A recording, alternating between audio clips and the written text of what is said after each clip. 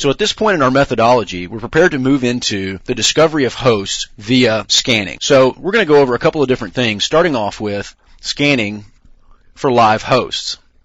We're going to basically talk about some of the basics of discovering live hosts and enumerating those on the network. After we've covered that, we're going to move over to the TCP connection basics so that we can get a basic understanding of how the TCP communication protocol works and how we can use it to our advantage during the discovery and enumeration of hosts and services. Next, we'll move over to talking about some of the different TCP scan types, followed by UDP scanning, and finally ICMP scanning. Once we've got a pretty good handle on everything, we're going to move over and actually do a demonstration on using one of the more common scanners, Nmap.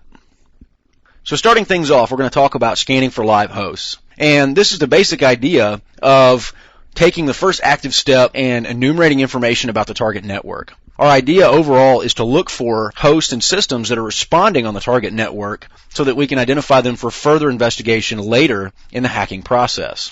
One of the things that you should know during the scanning process is depending on the method of scanning that you use when attacking the target network, you can actually be detected and picked up by IDS sensors and other intrusion detection equipment on the network.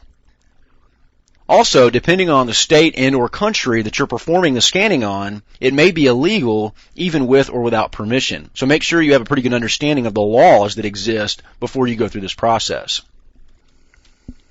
Administrators commonly use scanning as a method to identify possible attacks that might come in the future. So it may be a possibility that you would alert system administrators and security administrators that your attack is soon to follow. Now, one of the benefits here is that because scanning is such a common thing to happen on the internet and even in some corporate networks, it's possible that security administrators will overlook this and wait for a more telling attack to take place.